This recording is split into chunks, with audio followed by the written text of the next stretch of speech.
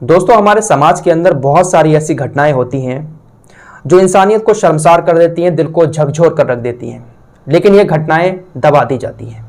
आज से हम कोशिश करेंगे कि रोज़ाना आपके सामने एक सच्ची घटना लेकर आएं, जिसके ज़रिए आप लोगों को जागरूक करें और जो भी घटना हम आपके सामने रखेंगे उससे कहीं ना कहीं आपको कुछ ना कुछ सीख ज़रूर मिलेगी।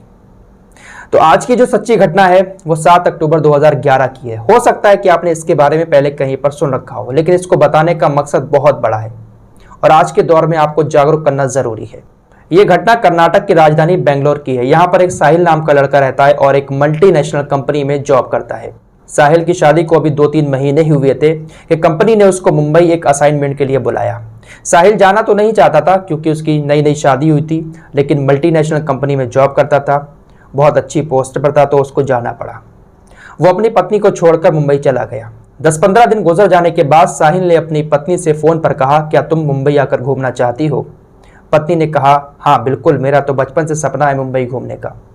जब ये बात पत्नी ने सुनी तो वो खुश हो गई कि मुझे अपने पति के पास जाने का मौका भी मिलेगा और मुंबई घूमने का भी मौका मिलेगा। साहिल की पत्नी का नाम तानिया है। तानिया जब मुंबई आने को राजी हो गई तो साहिल ने 7 अक्टूबर 2011 का रिजर्वेशन करा दिया। 7 अक्टूबर 2011 को तानिया बेंगलोर के स्टेशन पर पहुंच जाती है और अपनी बोगी में जाकर बैठ जाती है। जिस वक्त पर वो बैठी हुई थी उसके सामने 2 लोग और बैठे हुए थे। सफ़र शुरू हो जाता है। तकरीबन 1000 किलोमीटर का सफ़र है।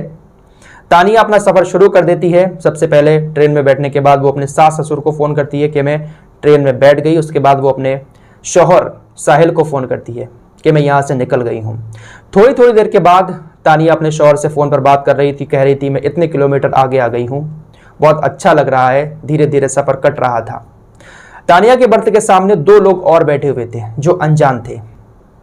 तानिया उनसे बात नहीं कर रही थी, लेकिन उन्होंने धीरे धीरे करके बातचीत शुरू की। तानिया जब अपने हस्बैंड से फ़ोन पर बात कर रही थी तो वो उसकी बातें सुन रहे थे। उन्होंने कहा कि बहन जी, क्या आप पहली बार ट्रेन में सफ़र कर रही हैं? तो तानिया ने कहा, नहीं, सफ़र तो मैंने पहले भी किया है, लेकिन मुंबई पहली बार जा रही हूँ। ऐसे ही धीरे धीरे सफ़र करता गया। सामने बैठे हुए लोग जो थे वो बातचीत करना शुरू कर देते हैं तानिया से। जब लंबा सफ़र होता है तो बातचीत शुरू हो ही जाती है। अब ऐसे में उन्होंने तानिया को कुछ खाने का ऑफ़र किया, लेकिन तानिया ने मना कर दिया। उसके बाद तानिया जब कुछ खाती है तो उसका भी फ़र्ज़ बनता है कि वो सामने बैठे हुए लोगों से पूछे, क्योंकि जब वो बातचीत कर रहे थे तानिया ने भी पूछा कि आप खाएंगे? तो तानिया का जो खाना था उसमें से उन्होंने भी थोड़ा सा उठाकर खा लिया। सफ़र ऐसे ही गुजरता रहा। 150 किलोमीटर दूर था अभी मुंबई।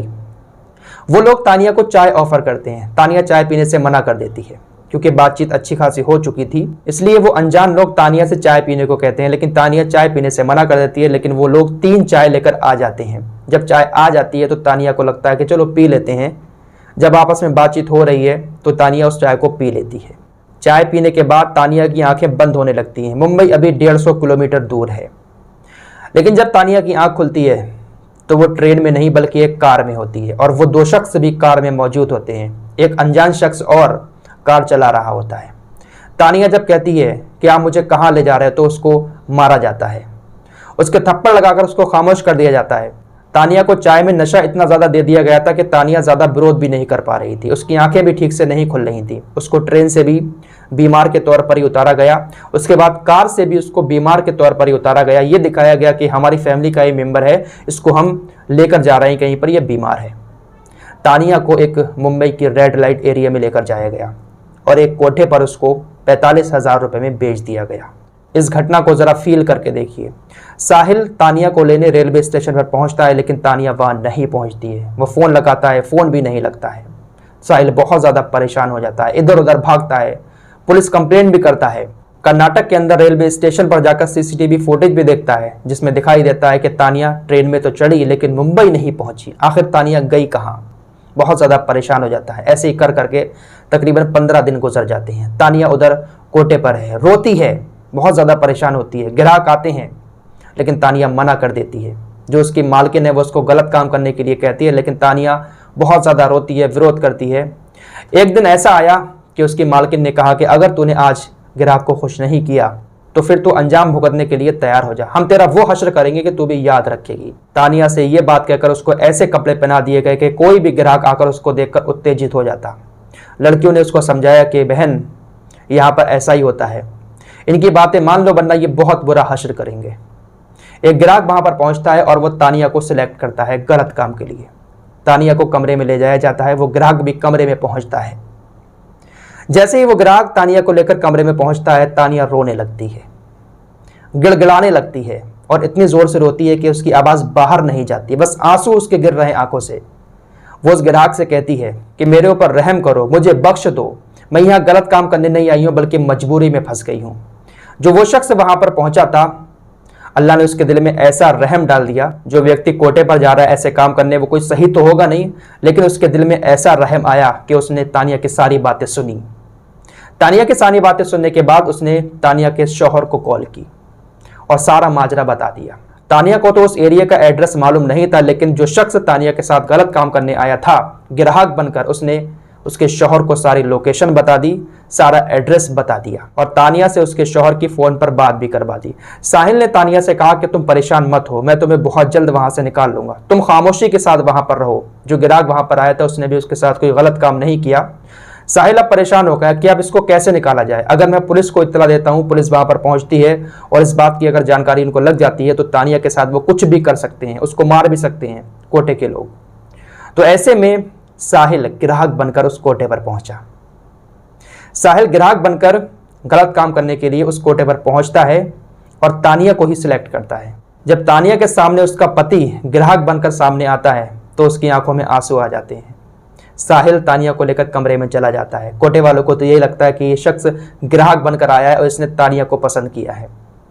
अंदर जाने के बाद तानिया को बहुत ज़्यादा समझाता है, उसकी आंखों में आंसू होते हैं। साहिल उसके सर पर हाथ रखकर उसको बहुत ज़्यादा समझाता है और कहता है कि तुम परेशान मत हो, मैं तुम्हें यहाँ से निकाल लूँगा।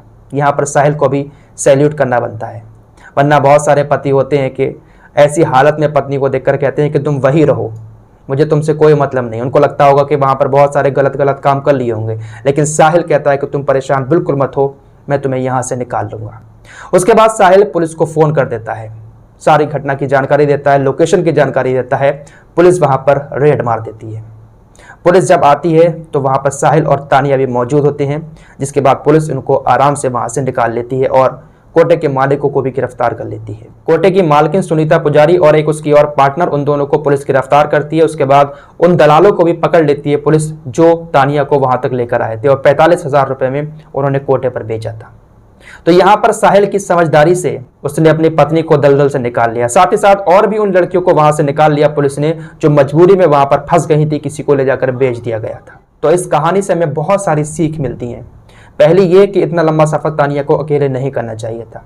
अगर पॉसिबल हो तो कभी भी लड़की को अकेले सफर ना कराया जाए इतना लंबा। दूसरी ये कि अगर आप ट्रेन में सफर कर रहे हैं, कोई अनजान शख्स आपको खाने की कोई भी चीज देता है, वो आपके साथ कितना भी फ्री हो जाता है, कितना भी आपके साथ फ्रेंडशिप कर लेता है, लेकिन उसके साथ आप कोई भी चीज शेयर ना करें। कोई भी खाने पीने की चीज उसके साथ शेयर ना करें, वो कुछ भी खाने को दे आप ना खाएं। तानिया की ये सबसे बड़ी गलती रही कि उसने उनकी चाय पी ली। और इस घटना से सबसे बड़ी इंसानियत वाली चीज हमें ये सीखने को मिली कि अगर आपका पार्टनर कहीं पर किसी वजह से फंस जाता है तो उसको कभी अकेला नहीं छोड़ना चाहिए, बल्कि उसको अपनाना चाहिए, उसको उस दलदल से निकालना चाहिए जहां पर हमारा पार्टनर फंसा हुआ है। ये होता है सच्चा प्यार। साहिल ने इंसानियत और प्यार का रिश्ता निभाते हुए उसने अपनी पत्नी को उस दलदल से निकालकर अपना लिया। फिलहाल आज की सच्ची घटना में इतना ही। ठीक रहें, सुरक्षित रहें और जागरूक रहें। मिलते हैं एक और नई वीडियो के साथ, तब तक के लिए अपना ख्याल रखिए।